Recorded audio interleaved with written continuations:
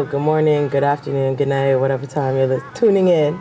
You got Jada. And I'm Camille. And we are calling all boss babaes and creative kabayan. And we're out here, redefining what it means to be TITA. Welcome to your TITA break. Thank you so much for joining us today. We are missing Kai, but that's okay. Hi, Kai. Special shout out to you. Please take a moment, pull out your phone or use your remote to like, subscribe, and follow us on YouTube, Instagram, Spotify, and TikTok. Yes. Share this with another Tita. Yeah. Because sharing is caring. Yes, exactly. Awesome. So, what's going on? What's the Filipino phrase of the week? Our Filipino phrase of the week. I feel good saying this one, okay? But, be kind. Ikaw ang bida sa kwenta ng buhay mo. Oh, wow. Which Amazing. means you are the star of your life story. Ikaw ang bida sa kwenta ng buhay mo. Ikaw ang bida sa kwento ng buhay mo. Okay. Can we get a pronunciation check?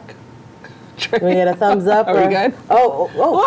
Jay's applauding us. We got like a raise the roof. We got to raise the roof. That's a first. Look at that. Oh my. Hello, and a lasso. Hey. Yeah, that was okay. All right, nailed it. All We're right, developing so our use it wherever you can. Ikaw ang bida sa kwento ng buhay mo. Wow. Main character energy. So Keanu Reeves, we all love Keanu. Who doesn't? Right? So he charged apparently $39K per word of dialogue in the latest John Wick. Like John Wick 4? Yes. Oh my gosh. Because the reasoning was he's like, my character, like he thinks should prove through action as opposed to words. So they obviously scaled down with this in place, and apparently it's like one of the highest grossing John Wicks out of the series. Wow. Okay. Yeah. So I just did some like little research because I want you to know like what does that mean in terms of words? He spoke 380 words throughout the film. Yes, yeah. And 10% of those words were like, yeah. So I probably should have waited till you finished drinking. Oh my gosh. So he was paid $15 million. But I appreciate that artistic direction because like those movies are great. I don't know, are you big on action movies? I am, but like I get so squeamish at like the knife thing. Yeah, of course. Yeah. I'm like, especially when they're gory and they pull out the knife and there's like a blood rainbow and I'm like, oh no. But I definitely do love action movies. But I thought that was a cool artistic way to approach your character. Forces then the writers to be more creative and intentional with 100%. What that dialogue looks like. So, and he plays that role like really well. Oh, like, just so well. It's just such a He's unique. Best, I man. know. Like you need He's him to do comedy, he'll do comedy. Need him to do action, he'll do action. He's just like a great guy. So dynamic. I love it. Yeah. So take this in. Imagine a world where you were charged per word. Oh my goodness. Do you think that would make the place better?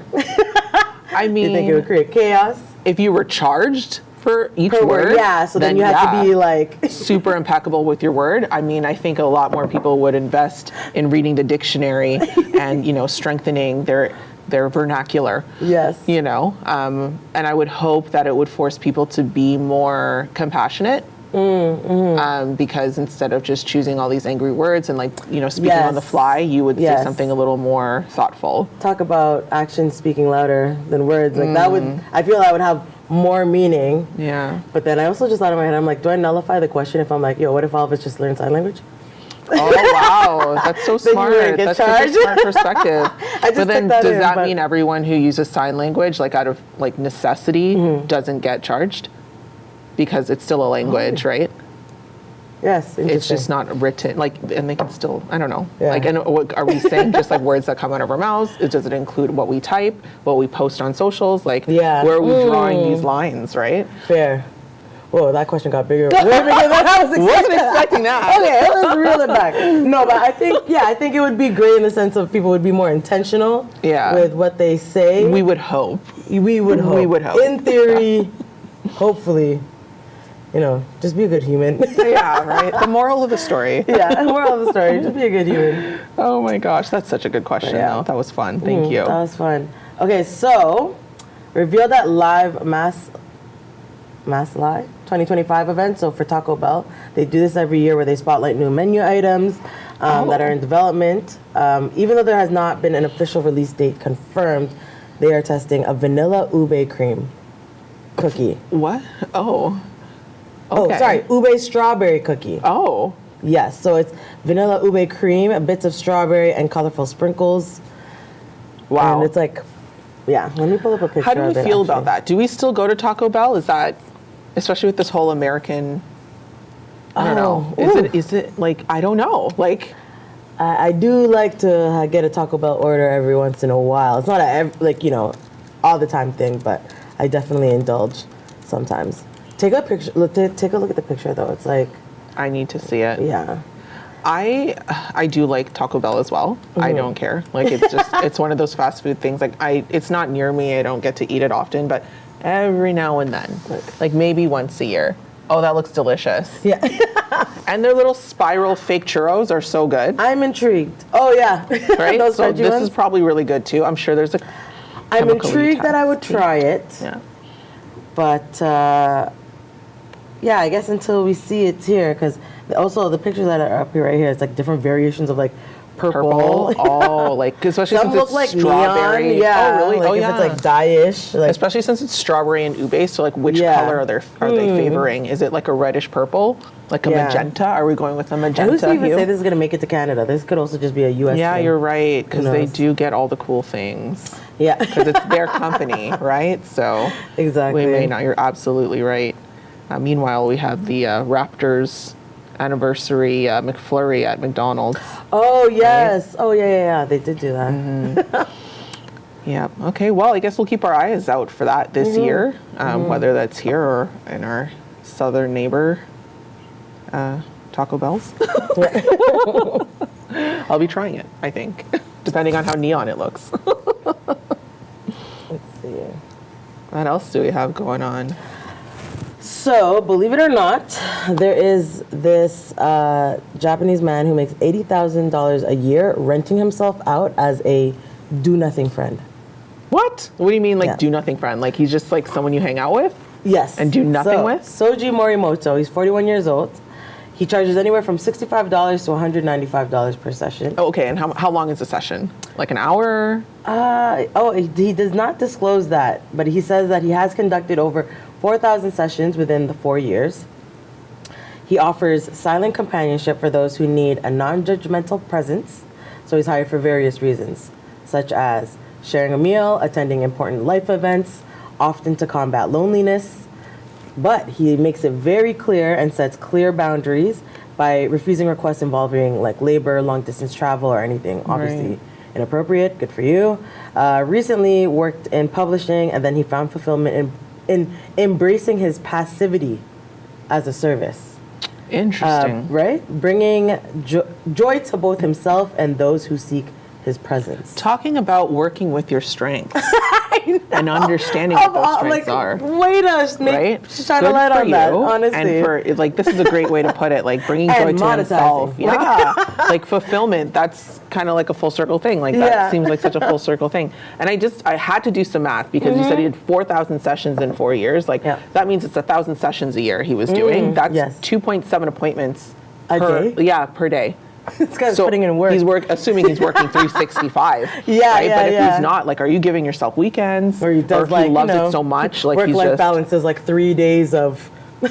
12-hour shifts or Yeah, something. like because that's a lot of time. Yeah. Like, as someone who works with people. Yeah. For a living, like it's a lot. Like Yeah. that's a lot. He must be an avid calendar user. Yeah, I would hope so. That guy must be so organized. Good for you. Has an online platform to Oh book my. Can we find him on Instagram? I'm gonna find him later. Don't Yeah. I thought that was interesting. But I also think it's crazy, like not to make it all sad or anything, but like to think that's a thing. Like to and there's like, you know, someone was like to provide a service for that. Like Yeah. people are lonely out here. It which- reminds me. yeah. Sorry, go on. No, I was just gonna say, which makes you count your blessings, yeah. right? Like, you know, and Absolutely. be grateful for your friends and family. I think about this movie Kevin Hart did called The Wedding Ringer, where Yes, the guy yes. hires him and Yeah, does like the oh. golden tux where he has to hire a whole wedding party because he has no friends. Yeah. And the movie opens with him calling all these people from like high school and whatever else. And he's like, they're like, I haven't seen you since like 7th grade or whatever. Yeah, And they yeah. hang up on him. And he's just so lonely. So he makes up friends. Like, I feel like that was such a like as funny as that movie was, it was such an eye opener. It definitely like speaks to this whole business, right? Life imitates art. Because we've heard of like cuddle buddies and stuff like that, like people getting hired to just do these things because people feel alone, which is. You know what I do want though? I want one of those like cuddle full body pillow joints. Or like, I think it's like a, what is it, like a large U or something? Oh, like a pregnancy pillow? Yeah, I want one of those. Yeah, they look fun. Not pregnant, but I want one. It's okay if you are.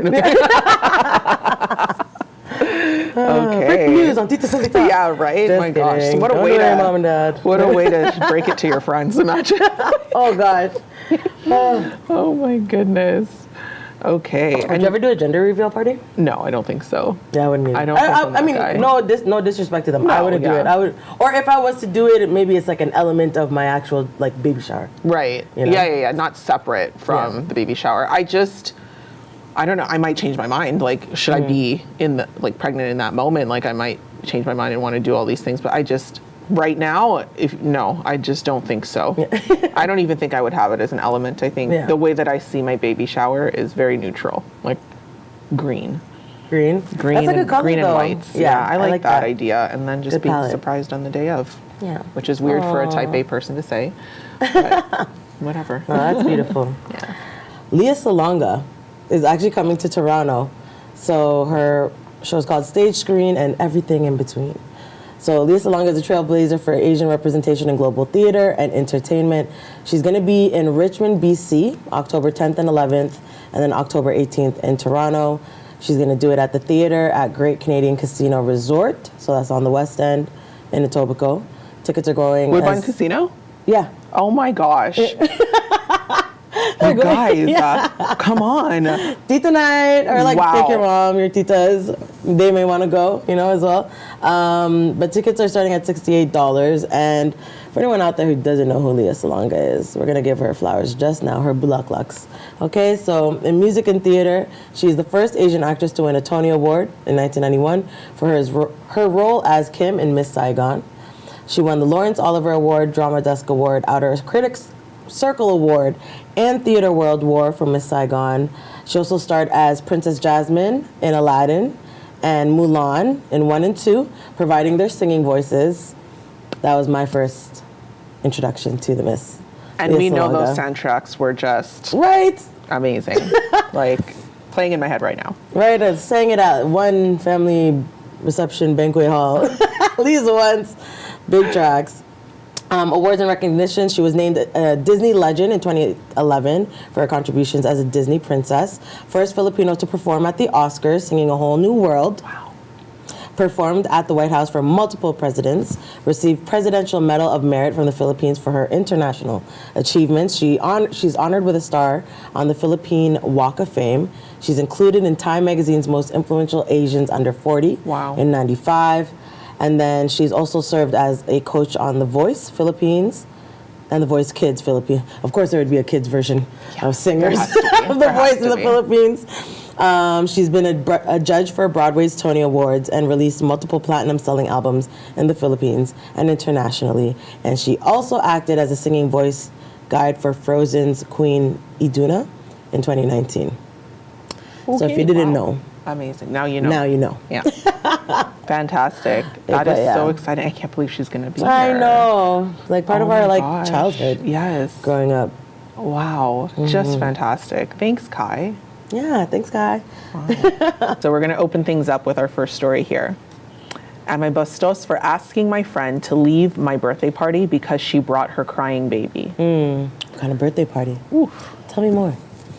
I, 27-year-old female, recently threw a birthday party at my apartment. It was a pretty low-key gathering with about 10 friends, lots of snacks, a couple of drinks, and just a fun night hanging out. Okay. Everything was going fine until my friend Sarah, 28-year-old female, showed up with her 7-month-old baby. Nice. Now, I love Sarah, and I know she's a mom, but I wasn't expecting her to bring the baby to a party, especially since we had planned to play games, drink, and chat. The baby started crying almost immediately when they walked in, and Sarah tried to calm her down, but she was clearly struggling. At first, I thought it was just a momentary thing, but the crying continued for almost an hour. super loud and nonstop. It was hard to hear anything over the noise, and some of the other guests were getting visibly uncomfortable.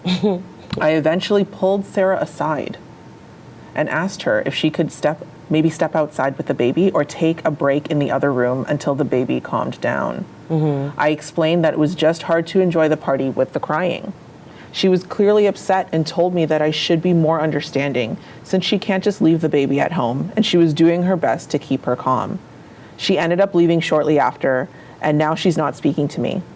I feel bad because I know being a mom is hard, but I also feel like it was my birthday and I wanted to have a good time without the crying baby. Some people think I was rude for asking her to leave, while others think I was just trying to protect the vibe of the party. Am I bustos? That one's, woo! That's tough. That's tough. I feel like I don't, like, I get it. Like, I don't think it's bustos, but I also, I mean, I don't know, it's weird because it's like I'm not a mother, but I feel like if I was to bring my 7-month baby to my friend's party where there's like visibly no other kids, and maybe my kid's just temperamental that day, like, I feel like I would be aware of that. And like, I don't know. Yeah, I don't think it's bustos. Like, you try to ting, I wasn't trying to be rude, but it is like kind of killing the party. What are your thoughts, Cam? I do think it's bustos. I think it's extremely bustos. If your friend showed up, it's because you invited her. And you invited her knowing that she had a kid. Yeah. And she said very clearly, it's like, Fair. I know she can't just leave the baby at home. And it's just like, so don't invite her. If that's the case. If you're trying to have a vibe or a specific, thing happening at your party, then, have a conversation with her separately. Be like, listen, we'll go to lunch. Yeah. Something baby friendly, because I don't want you to feel left out, and I would love to still celebrate my birthday with you. Yeah. But for this particular party, we're going to be drinking and doing this and whatever else. And, it just doesn't seem appropriate to have your again, boils down to the communication. Yes, for sure. I personally would never invite someone if I wasn't trying. Like, I just don't know why you would invite her. It doesn't make sense. Yeah, right? I guess if you were gonna have like a certain vibe, then it's like, or you would just state it when you would do the invitation, whenever you're like telling them, or like, I don't know. Yeah, it just doesn't make sense to me. Like that, this would be the result of what happened, and like knowing like.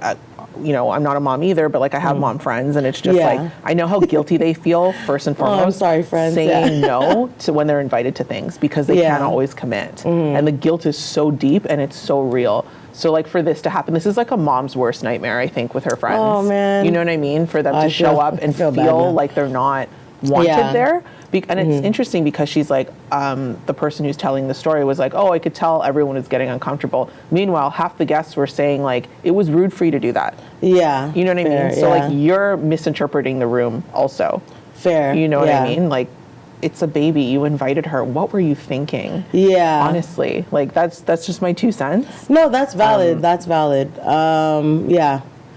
I didn't think of it from that perspective, to be honest. I was just like, I know that also like, I'm picturing like it was just like mad ox, and it was like, hey, I also feel like you can go to your friend and be like, hey, like, anyways, I'm not trying to justify it. No, but you're right about the communication, because it's like, I agree why that, like, you invite her? Yeah, if you knew that there was a certain vibe that you wanted to be at the party. Exactly. So I feel like I wouldn't even find myself in that position because that's how I'd handle it. Exactly. And it's just like, she's like, oh, she knew that there would be games and drinks, a couple of drinks or whatever. But like, did you explicitly say, like, listen, this is an adults only party? Yeah. If that's not something that you can commit to, that's cool. We'll have lunch another day or dinner or whatever. But did she say, like, was the crying baby like with everybody in the room? Yeah. Because she said as soon as she walked in, the baby pretty much started crying. So I also just feel like, okay, maybe it's not even like, hey, you got to leave, but it's like, if there is another room to go into, it's like, if you just go and try to soothe your baby in the other room? She did. Yeah. She did. Yeah, she did take a break, from what I understand here. Let me see. Did she say? Like, eventually pulled her aside and asked her. Because I feel like that would be more realistic. I would be like, okay, like, or like, there's another room. Maybe you just have to calm the baby. Like, everyone's out here. There's music. There's other people like having conversations, go into a quieter room. There seems to be a lapse in that part of the conversation because it says that she pulled her aside and asked her if she could maybe step outside with the baby or take the break in the other room until the baby calmed down. And she said, explained that it was just hard to enjoy the crying. And then the friend responded that, like, visibly upset that she should be more understanding and that she can't just leave the baby at home and that she was doing the best to keep her calm. And then she left shortly after. So who knows? Like, yeah, or maybe the fact that the fact that she asked it already, then it just messed up. You're adding their to energy. The stress. Yeah, it's no, like, for sure. okay, you're witnessing the crying baby, but like, have you dealt with a crying baby? That's yours. That you're trying to calm down, and you're the source. The source of the you know, the vibe killer or whatever. Like, it's not easy, and it's just like, being with children, you can never predict how they're going to act, especially like a 7-month-old who cannot talk to you. For sure. Right? Yeah. So like maybe the baby was calm and that's why she felt confident to bring her. You know what I mean? But like as soon as she walked in, she said the baby started crying. Like that is not something that she could have predicted at all. No, for sure. No one can make that call. It's just like so crazy. But yeah, I'm curious, like if she did end up going to the other room, but I get it. Like it just seemed like she was already frustrated because of everything happening. She probably felt. And maybe it just built up, right? And then it just got to the point where it's like, forget it. It's an embarrassing moment sometimes, right, for people. And like if the baby's 7 months old, she's still well within her mat leave window. So there's a whole other layer part that's happening, layers happening outside of just dealing with the baby in real time. Like there are so many things happening. Maybe she's still lactating, I don't know. Who knows? Who knows? Like the possibilities are endless, you know. So yes, I do absolutely think that this person was bustos, but I don't know. It's just, especially like woman to woman, I don't know. I guess like no, and I know I started by saying like, oh, I'm not just like backpedaling. To me, it's like I feel like it's still like if it's your friend, like you can go and say and talk about anything. But yeah, maybe not leave, but at least go into the other room and like I would hope that like at least the other room, like that could be the compromise, the middle ground. Yeah. If anything. But again, without like you said, communicate. Like you said you would never find yourself in that scenario because you would have talked to the friend from the start. And I believe that. It's so crazy that these friends, guys, you guys aren't friends. This comes down to talking, y'all. Are you guys Let's friends? talk it out. Yeah, oh my. But yeah, I don't know if we want to try to squeeze a second story. Like we can read it and pick it up next segment, or yeah, maybe. Yeah. You want to do that? Let's try. All right. Am I bustos for not following my husband's family tradition? Okay. My 28-year-old husband. My 28-year-old husband, yep. They wrote that weird. So the husband's 29. Okay, that's what I said. I was like, okay, so she's 28, her husband's 29, comes from a very traditional family. While we disagree with his family on many things, it has never really been an issue until now. I'm currently 8 months pregnant, and my husband and I couldn't be happier as we've been trying for a while. Since I first found out I was pregnant, we've been discussing names for our child. In my husband's family, the tradition wants the child to be named after his grandfather. Basically, firstborn men in his family only have one of two names, James or Henry. My husband's grandfather was James, so his name is James too. My husband's father is called Henry, so our child should be too, and so on and so forth. But my husband and I didn't really feel like calling our child Henry, and although it's a beautiful way to honor family members, we really wanted our child to have a name that would be personal, that would truly be his. So we chose another name and decided to wait until after the birth to reveal it to everyone. Sorry. Dun, dun, dun. Oh my gosh. This week, my mother-in-law came to visit us and help us set up for the baby. She brought us some presents, amongst which was a bunch of clothes on which she hand-embroidered the name Henry. No way. That's presumptuous. I said that it was nice and thanked her for it, but told her that we wouldn't be naming our child Henry, as we had already told her in the past. Wow. She started insisting and saying that it was a tradition, so it had to be that way.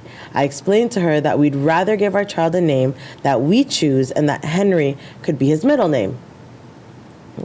She immediately went to my husband and started saying things like, "You're not going to let her do that to our family," and making it very dramatic, saying that I was breaking tradition. Oh my gosh. That went back hundreds of years. Bracket, honestly, not sure about that. My husband tried to explain that we both agreed on the name and all the reasons why we made that choice, but she wouldn't listen. She suggested that we name him Henry on paper as his legal name and then call him something else. But I thought that would be confusing for him and told her that he would be named what we chose. She kept begging my husband and saying that I was ruining the family tradition, and at one point I lost it. Bracket, which is partially to blame on hormones, I think. don't worry, girl, I get it. And I told her that it was our child, so we did what we wanted, and we didn't have to follow a stupid tradition. Choice of words, girl. Yeah. She stormed out, and my husband has since received texts from his father and sister accusing me of making his mother feel really bad and some other stuff that I don't really remember. She blacked out. That doesn't help you. She was angry. Oh, wow. I get the importance of tradition, and it can be really beautiful, but also I feel like that shouldn't be an obligation, and it's okay to change things. We won't change our baby's name because we're really set on that, but maybe we were wrong for not following the tradition. I'm not entirely sure, and I'm mentally exhausted by all this drama. Edit, I've seen many comments mentioning they saw similar stories in the past. I'd like to clarify, those weren't mine. All of those events happened 2 days ago, but it's crazy to see how many families have similar traditions. I really thought this was a super rare thing. Oh, wow. So is she rude for standing up for the name that both her and her husband have agreed upon, are standing for, and has at least offered the solution of using Henry, the traditional name, for the middle name? I mean, listen, again, I don't have kids, but if there's something that someone's not going to do is tell me I'm making this kid, the okay? child that I made, that came out of my body. Listen, I get the tradition thing. I'm not going to lie. Like, I've had so many conversations with my husband around how we're going to name our children. The types of names that I'm expecting our child to have, especially since, you know, we have his last name, the kids will have his last name, which is a Caucasian, you know, Canadian name, French Canadian name, and I would like my culture to show. Cultures to show, you know? So I get the tradition thing, you know, but in terms of having someone dictate that to you, and like, I'm not sure like what kind of family this is, like if you guys are like some crazy rich heiress type, you know, and that's maybe why they're doing it, but I think you're fine with the middle name solution. I think so too. Right? Yeah, like, I totally even forgot about the middle name. I'm like, oh, thank goodness that at least they're offering that as a solution. And that was discussed beforehand, and she still came and hand embroidered. I'm sorry, you did what now? The name that they didn't choose. These are so beautiful. You know what I mean? You're like awkward. What is happening? Like so about that. So intense. So intense. Yeah. Wow. I don't think she's bustos either. I think, it's your baby. You get to name the baby, and Henry was going to be the middle name, so I don't think she's bustos. Also, once the baby's there, I feel like everybody's going to forget about it. You know what I mean?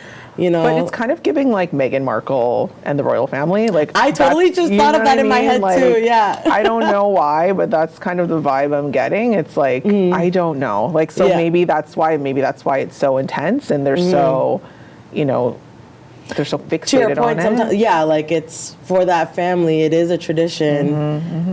You know.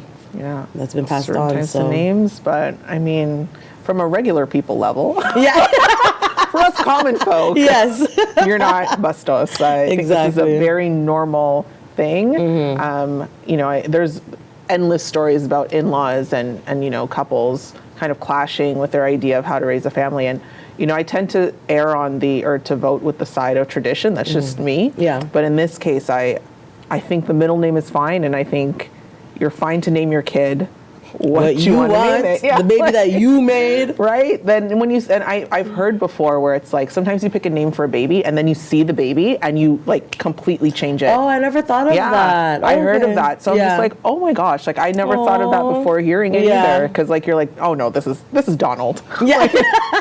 Meet Donald. I knew you looked like a Donald. Like, I knew you were. I thought you were going to be Ernest, but you're Donald. Like, you know, or whatever. Like, you just don't know. Too funny, right?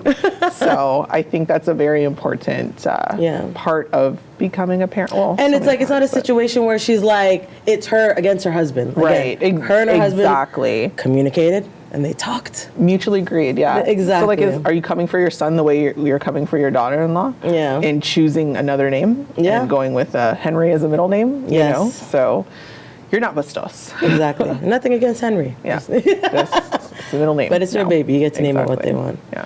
But speaking of couples and making sure that you communicate, you know, there's like this weird thing online with Bruno Mars, apparently. Sorry. like with couples and being able to making sure that you guys are on the same page. One of these discussions is having Bruno Mars played at your wedding and banning it. Oh, yeah. Which is super weird. So shout out Future Ancestors TV. They posted the Road podcast, and they're saying how like couples are expressing that they don't want like corny, cheesy, or these cliche love songs. Yeah. And apparently, J-Lo turned Bruno Mars down because she wanted him to sing at, I don't know which one of her weddings. Oh my. Oh and my. Bruno tried to charge $5 million for like a 45-minute set, which Wow. I thought was funny. But also celebrities, obviously, it's different. They got different money to play with.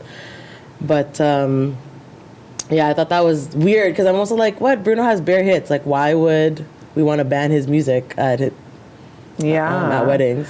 So I asked ChatGPT because I couldn't find like a headline. What right? would we do without ChatGPT? Yeah, right. And I would like to hear AI's perspective since they have that, right? They have opinions and stuff. Yep. And it said, like, what Chat was saying is that there's no actual official ban. It's exactly like what you said. Like, people just don't want these kind of songs at their wedding. They want something more deep and meaningful. Specifically his song Marry You, where the line is like, it's a beautiful night, we're looking for something dumb to do. Hey baby, I think I want to marry you. Like, not exactly I'm gonna love you forever. Yeah, you know what I mean? No, And, you know what? Actually, I never took that in. I'm just like, oh, it's catchy song. And that's the thing. Yeah. Like, that's how they get you. It's so catchy. Bruno, he did it again. But those lyrics are very shallow. Yeah, no, for sure. But they said, like, obviously his other hits are more welcome. Like, on the dance floor, 24K is such a good song for an Uptown Funk for like wedding. Actually, this just reminded me.